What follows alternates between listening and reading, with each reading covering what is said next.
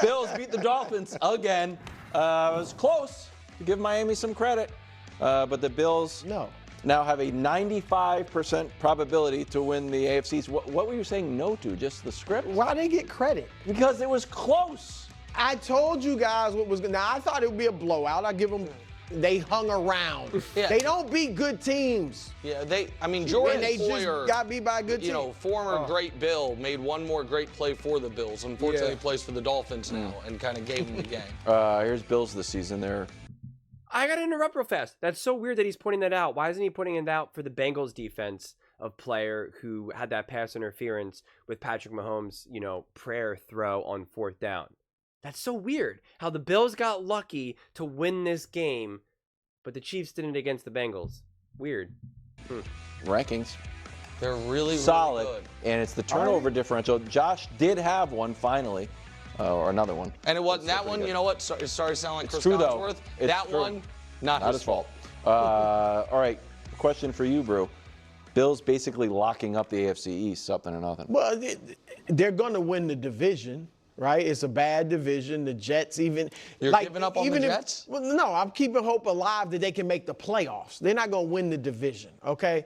But the Bills are not a threat to win the AFC. That's How can you say they're not a threat to win the AFC? Because Baltimore would rip them in the playoffs. Wow. Maybe if Cincinnati ever gets there, why should I believe they're going to beat the Chiefs? They're not. I don't think the Bills are as good as they were a year ago. Now, Amari was out this week, so the offense was a little more pedestrian than with him. I'll give you that. But I just don't think I don't think they would. I think the Chiefs and the Ravens are on a level by themselves. And the Chiefs obviously would be one, but they're on a level by themselves that the Bills aren't on. Yeah, so that's a whole nother conversation for me, watching the Bills. This is something, because I didn't have them making the postseason, largely because I didn't know that they had enough talent to be in this position. And clearly, the talent that they needed is under center. And he has been lights out. Awesome. He's been terrific. So this is something I'm not going to downplay it. Josh has been absolutely terrific. He's elevating the guys around him that he has around him. And so this is why this team is 7-2 right now. All right, so locking up the division this early. So here's the deal. Don't love it. If they beat Kansas City in 2 weeks, then every game they play the rest of the way is super important and the focus stays locked in, because then it's a real battle for the 1 seed. But if locking up the division this early and then losing to Kansas City in a couple weeks puts you in a weird psychological spot, which is we have 5 games of football left and nothing to play for. If they lose to Kansas City, they'll be basically eliminated for the 1 seed conversation. See, they'll have. Go ahead. They won't have the division. The only thing I would push back on is no one in that locker room is going to think that way. I'm sure you're right about that. I think there is a level of complacency that can set in to a degree, which is all right, we know our as far as playoff seeding, our floor and ceiling are basically here. If they beat the Chiefs, then they are really they can play for a lot. The other thing is this, and I have been a Bills guy this year. I've been correct on the Bills, I feel, thus far. I totally disagree with Brew.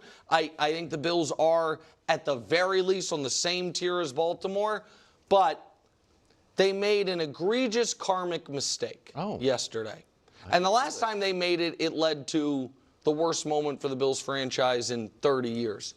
And they didn't learn their lesson. So yesterday, right after the game, what did we see from the Buffalo Bills Twitter account? I didn't see that. So they should know better than this, because the last time in a key moment this showed up on the Buffalo Bills Twitter account was, we can show it to you, with 2 minutes left in the 13-second game. Gianna, what's going on when with they tried to mock me. That was pre-tattoo. This is post-tattoo. And so here is the sour to yesterday's sweet. Okay.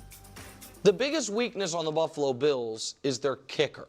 Their kicker that cost them a playoff game last year, or a chance to tie a playoff game last year, and their kicker had been shaky this year. He hit a 60-yarder yesterday to win the game, which basically locks up his job the rest of the way. Tyler Bass plus the bad karma of all that. Bills fans, I've been with you all year. I'm marking it down right now. Yesterday, high water mark of your season. Wow. The 61-yarder and that Tyler Bass, ghost of Christmas past, who you should have moved on from the summer. I'm surprised you didn't bring out the board. Rear his head. At the Buffalo Bills social media team, you know what? It probably should have been on the board, Drew. I didn't think about that. Okay. I'm not going to get into this whole karma thing about the Buffalo Bills. But, yeah, listen, I think that was a really good game, 30-27. They got the Dolphins' best shot, right? Tua was nearly perfect. And Tua's no scrub, right? Tyreek Hill, super smart, younger these days, offensive head coach for the Dolphins. Like, I know that they were a disaster without Tua. I think the Dolphins were always tough to gauge who they were because they had Tua in the beginning of the season where teams were kind of shaking off rust, trying to figure stuff out, right? And then when it was time to finally shake off that rust, Tua goes down. Now the team really kind of collapses, understandably so. And then Tua comes back. It's going to take Tua a second to get situated. So you got the best game of the season for the Dolphins, and they came away with the win. Right? I mean, they took that punch. There were still some things that I didn't like about the Buffalo Bills that always drive me. I wrote this literally will always drive me insane. 17 carries for 87 yards. I'm not a big fan of coach speak, right? I'm not a big fan of all that rah. I like concrete things. This is the closest that I get to coach speak when I say you have to just find a way, right? 17 carries, because I don't care what the defense is giving you and all this type of stuff, because that's always the argument. I understand that is a valid argument, right? That you can't always rush for 130 yards. Like, I do get it. And so I concede that this is where I'm more old school, where I'm just like, you got to find a way. You got to have a better game plan. You got to have better adjustments, better play calling. You got to open up the run. Because I don't love, right, having Josh Allen throw the ball 39 times. It's just not. And again, I know this was a higher scoring game. I do. I get it. But the team that you're chasing, the Bills, are the Chiefs over the years. And the Chiefs still somehow to put up points and win games without having Patrick Mahomes have to throw the ball 40-plus times a game, right? Teams will take away the run or whatever, and yet Mahomes will still not have to throw the ball 40-some times, right? So they find a way with their super genius Andy Reid and Patrick Mahomes combination. So that's why I'm like, and again, it's easier said than done, but I'm just, with the Bills, I'm always thinking long-term, right? I'm always thinking long-term with them. I love 9 different receivers, right? The 3 touchdowns, 1 interception, which, as Nick pointed out, that was a tough interception. Not really gonna credit that. 95 rating, 5 for 10 on 3rd down, 1 for 1 on 4th, 2 for 5 in the red zone, right? When you have no run game, that's where you find yourself in that situation, right? You find yourself in that situation when you have no run game in a 30-27, 61-yard field goal to win the game. So that's why I preach that balance. Hanging 30 is still great, but it should have been done in a more productive way, and probably even also with the run game, you're going to be able to dominate the clock more, which then gives the Miami Dolphins less of an opportunity to put up points as well. So yeah, I mean, the Miami offense was comfortable all day. And again, we can use that as a way to kind of pull down the Bills defense if we want, or we can say that the Miami's Dolphins, like I said, this was just their best game they had. Tua was 25 for 28, 2 touchdowns, 231 yards, 124 rating, right? 149 rushing, and they were 3 for 4 in the red zone. They were just as good as they get offensively. So I don't know if there's too many such strong takeaways, because Tua, they always have that ability with Tua. That's why Tua did get paid the amount of money that he got. They always have that ability with Tyreek Hill, Mike McDaniel. Like they will always have that ability to really put on an offensive clinic. Their issues are they resilient? Do they have the consistency? And can they do it at the biggest moments? So just like how there's not always a strong takeaway when an offense plays a bad defense, when you have a team that can really put one on offensively, I don't know if I'm going to be so quick to be like, how did you let Tua do this? How did you let, how did you let them score so easily, or, relatively speaking? Like, I don't know if I would use that as a sandbox to kind of raise concerns necessarily about the Buffalo Bills. But again, if we're looking at this through a playoff lens, because at this point, that is really where we are. We've been that way with the Bills. We were that way with the Bills, the Chiefs, the Ravens, all these teams that we know are top teams in the NFL. All the teams that we know are most likely, unless something really bad happens, they're going to get to the playoffs. So it's hard to not look at this team through the lens of like, okay, do they stop the Ravens? Do they make Patrick Mahomes uncomfortable? If Tua looked like this, what would Mahomes look like? What would Lamar look like? Right? Like those are the lenses that you're looking at it through.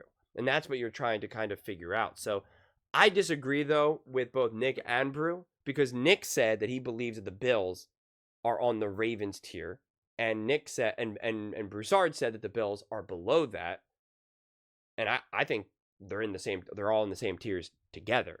I think the Chiefs, the Bills, and the Ravens, you can put them all in the same category at this point. Because I think although the Chiefs are undeniably the most consistent and the best coached, they don't have a big, massive punch. At the very least, we've never seen it, right? Or their punch is more defensively, which just becomes a little bit harder to gauge, quite frankly. The Ravens, we know they can unleash. The Bills, we know they can unleash. The Lions, if we want to jump conferences, we know they can unleash. So again, that's what's so interesting. That's what makes it so hard, honestly, to evaluate or to predict who's going to win. If the Ravens can really lay in their punch versus the Chiefs, I think the Ravens win that game. If the Chiefs can finally get healthy come time playoffs, that changes everything.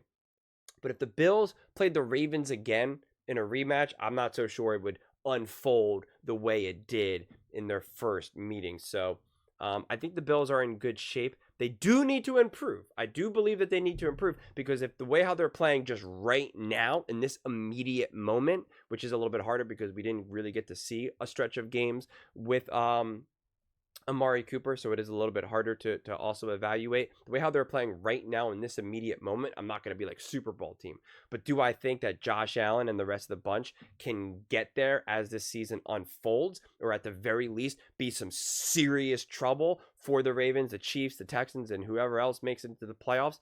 Absolutely. I mean, Josh Allen is all in one. Josh Allen has been just, a beast, as per usual, as he is every single season. So there's a lot to be desired about this team, and in no way is wrapping up the AFC East early a bad thing, right? And that's why it was so funny to hear Greg be like, that's not going to happen. And Nick is like, well, I'm sure you're right. Well, yes, because Greg has been in locker rooms and he knows what it's like to lock up the division early on and not lose sight of things. Like that's not necessarily how it's going to happen. If you're some young team and you don't really, and you're not like, you don't have true Super Bowl aspirations, maybe that could happen. But with Josh Allen and the Buffalo Bills, they understand what's at stake here. They're not all just happy to be here. If you're just happy to be here and you win the division and you start popping champagne, well then yeah, maybe that could be the case. Pretty sure the Bills have won the division multiple times, okay? Pretty sure the Bills had to go all in last season to be able to win and just to get into the playoffs, because they were in the situation where what was it? If they lost last game, they weren't even going to make the playoffs, or they would have dropped dramatically in the seeds. I forget exactly how it was. So they needed to go on a tear. That didn't help them in the playoffs necessarily. In fact, they were exhausted. They were banged up. They were injured. Their defense was decimated. So it's like, if they win too early, it's bad for them. And if they win too late, it's bad for them. So it's like, it just needs to be this perfect Goldilocks, like not too soon, not too late. Like, that's not how sports works. But those are just my thoughts. I'd absolutely love to hear yours. What do you guys all think about the Buffalo Bills? Big win versus the Dolphins, 95% probability to win the AFC East. Let me know in the comments below. I read every single comment, whether you agree with me or disagree with me. Either way, let's get in some discussions. Let's get in some fights, but ultimately, let's just have some fun. And please do consider subscribing. We are building an amazing community here, and I'd absolutely love to see you part of it. I want to build something that we all genuinely feel connected to. Something that we're really excited to be part of. I think we're on our way to doing it. And please don't forget to give this video a thumbs up, as it really does help with the visibility and the algorithm. Thank you so much. See you next time.